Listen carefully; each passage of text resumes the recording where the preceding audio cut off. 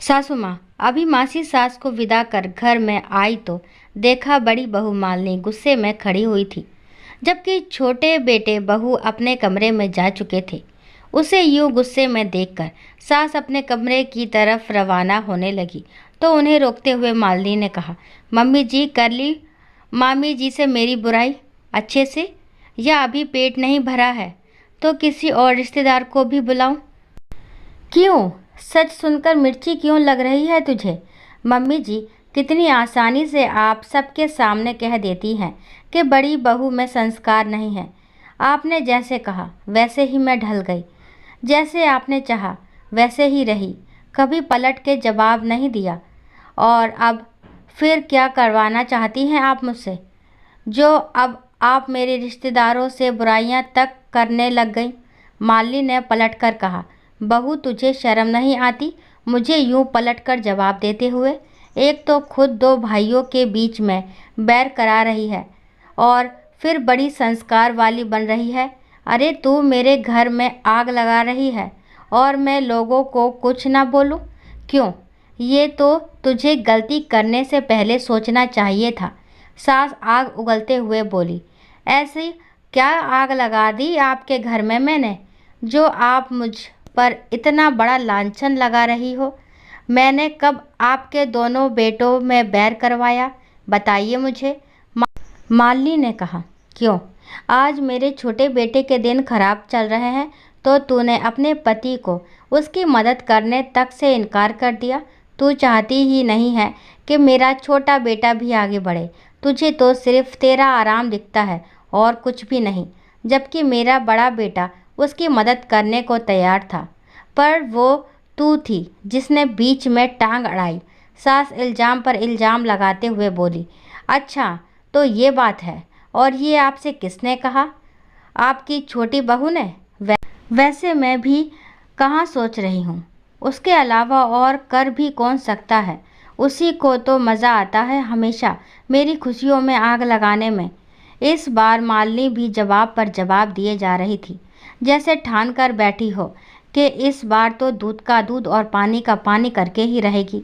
किसी ने भी कहा हो, उससे क्या? अरे तेरे मन में चोर है, तभी तो तू बड़े भाई को छोटे भाई की मदद करने से रोक रही है, अपने माता पिता के संस्कार दिखा रही है हमें। सास फिर से बोली, हर बार हमने मदद ही की थी, कभी मम्मी जी इससे इनकार नहीं किया, लेकिन अब हमारे पास पैसे नहीं हैं तो मदद कहाँ से करें?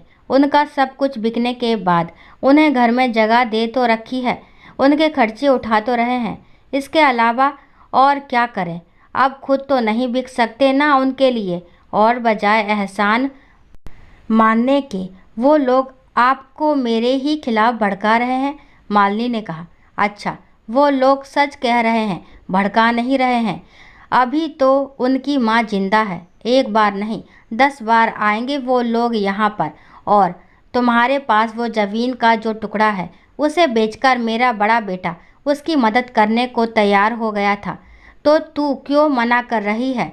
तेरे मन में चोर नहीं है तो और क्या है? ओह, तो आपको वो ज़मीन का टुकड़ा दिख रहा है, उसे तो मैं आज बेचने दूँ ना कल। आखिर वो ज़मीन का टुकड़ा मेरे परिवार के काम में आएगा, मेरे भी 2 बच्चे हैं, मुझे उनका भी भविष्य सुरक्षित रखना है। कब तक ननद और देवर पर ही लगाते रहेंगे हम लोग? हमारे पास तो इसके अलावा कुछ भी नहीं है, और वैसे भी वो ज़मीन तो मेरे माता पिता ने दी थी, फिर उस पर नज़रें क्यों? अरे माना कि तेरे माता पिता ने दिया है, लेकिन मुसीबत के समय वो काम में तो आ सकता है। और बहू तेरी पहली जिम्मेदारी ससुराल के लिए है। तेरा देवर कौन सा वो पैसे अपने पास रखने के लिए कह रहा है?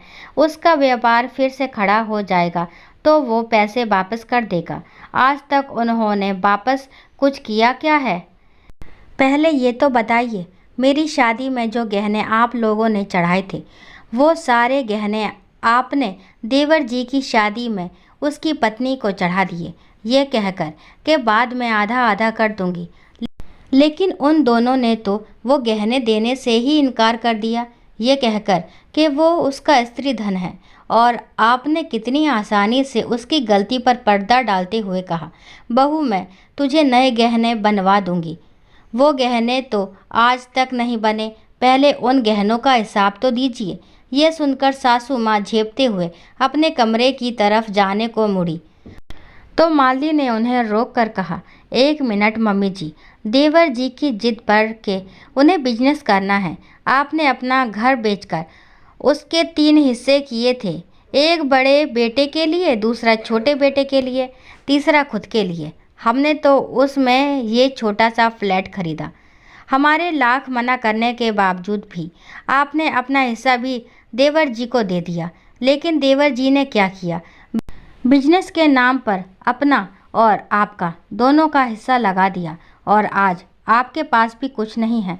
हम लोग फिर भी कुछ नहीं कह रहे हैं, बल्कि आपका साथ दे रहे हैं, फिर भी आप उन्हीं का साथ दे रही हो।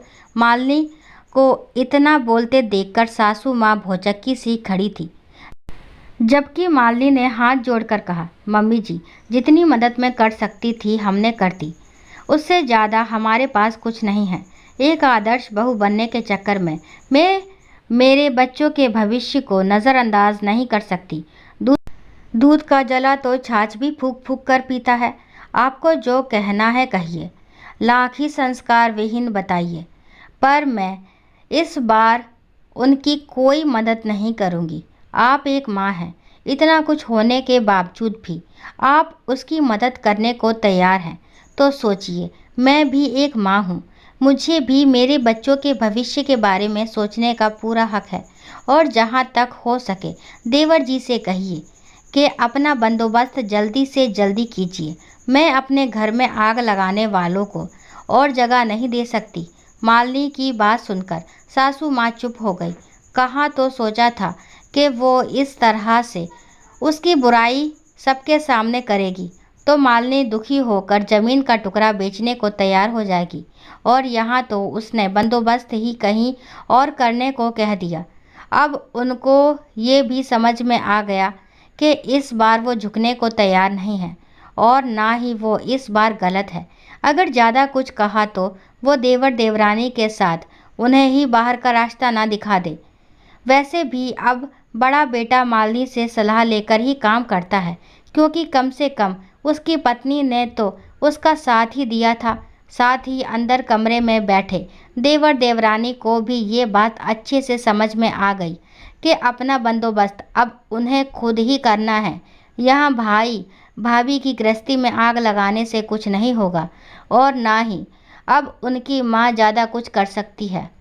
दोस्तों, आशा करती हूँ ये कहानी आपको ज़रूर पसंद आई होगी। अगर कहानी पसंद आती है तो प्लीज़ मेरे चैनल को लाइक शेयर सब्सक्राइब करना ना भूलें, और इस कहानी के बारे में आपके जो भी विचार हैं कमेंट बॉक्स में ज़रूर बताएं। और कहानी को लास्ट तक सुनने के लिए थैंक यू। राम राम, राधे राधे।